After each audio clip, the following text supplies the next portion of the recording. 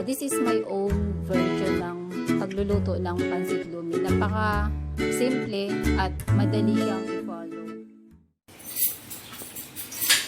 Ito yung ating mga ingredients. Meron tayong cabbage, yung pancit. Yung pancit pala, hinugasan ko na siya sa hot water para matanggal yung amoy niya.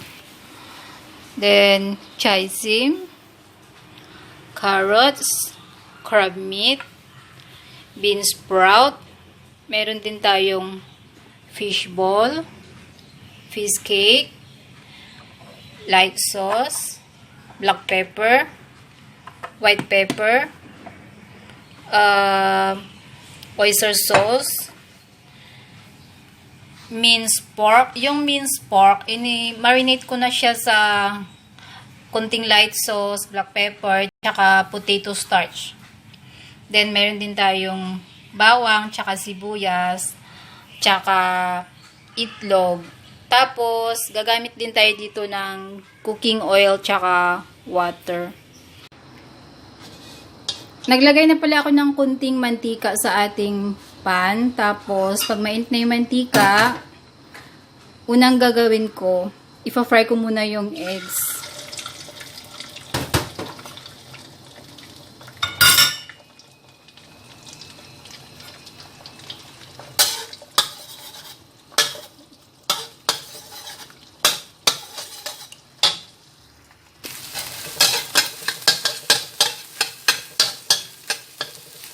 Then, remove muna natin yung eggs natin o set aside. Set aside lang natin ito. Then, add some cooking oil. Kunti lang.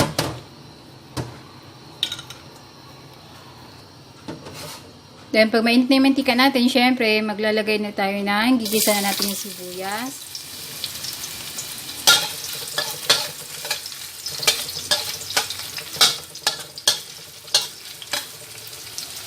Sibuyas, then yung bawang natin.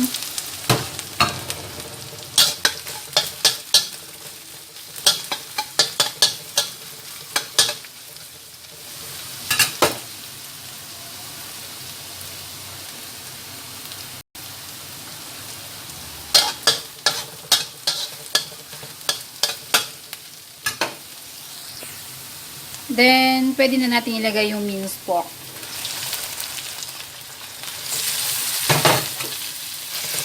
Isahin na natin yung minced pork.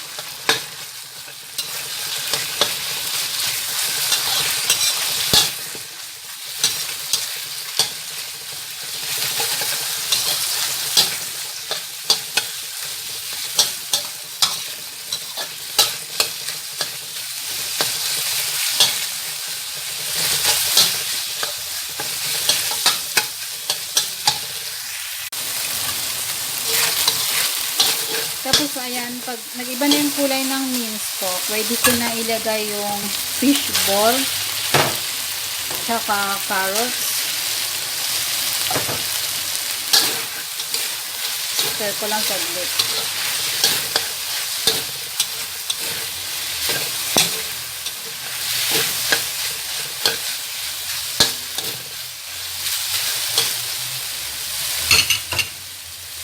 Lulutuin ko lang siya ng mga 1 minute. After 1 minute, pwede kong ilagay yung tubig natin.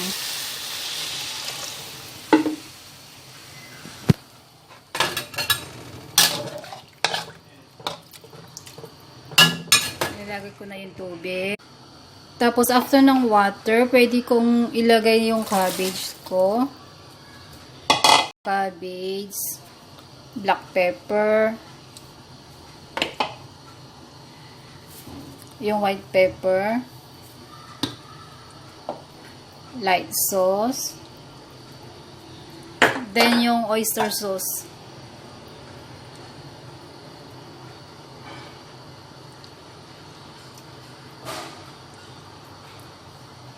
Yung oyster sauce ang pinaka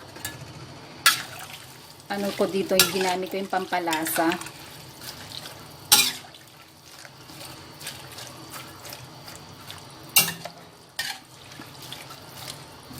Sisimmer ko lang siya, tapos hanggat sa kumulo na yung tubig.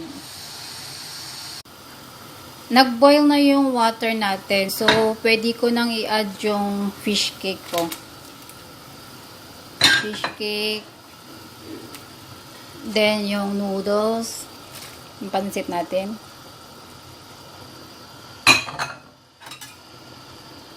Stir ko lang saglit.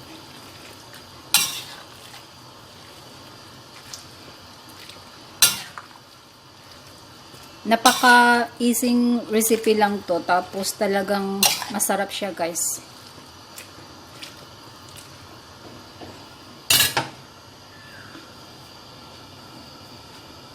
Tapos isimmer ko lang to ng mga 3 minutes. Ayan guys, after 3 minutes, kahit hindi siya kumulo, lalagay ko na yung green vegetable ko na chiasim. Tsaka yung bean sprout. Then, stir lang natin ulit.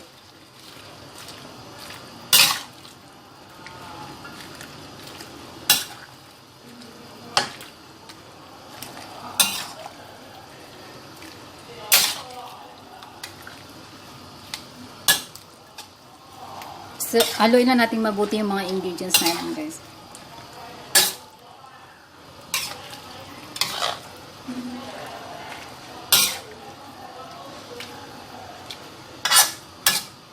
Tapos, after ko mix ng mabuti, lagay ko yung crab meat natin. Then, yung eggs natin kanina.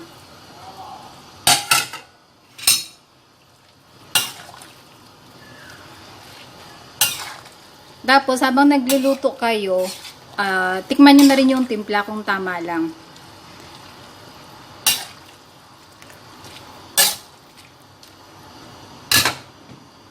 Tikman kayo yung timpla.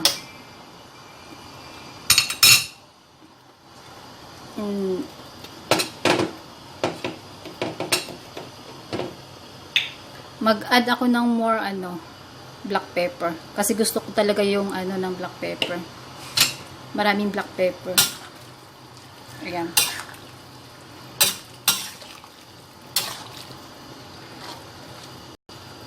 Tapos, pag nag-boil na ito ulit, pwede na natin patay yung apoy. Huwag nating hayaang ma-overcook yung pansit natin. Kasi may gravy siya, diba? So, pag overcook siya, tapos mamaya, pag in-serve natin, hindi na siya maganda. Munti ko pala makalimutan. Gagamit pala tayo ng yung potato starch tsaka yung water, i-mix natin, tapos lagay na natin to. Pampalapot natin sa sa lomi natin. Ayan.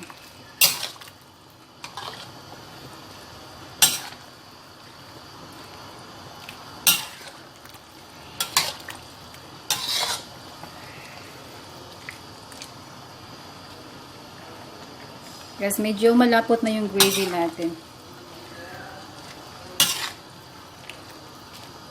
Ayan guys, after a minute na nalagay ko yung yung pampalapot natin na potato starch. Pwede na nating batayin yung apoy natin. Ayan na. Luto na yung ating lumi.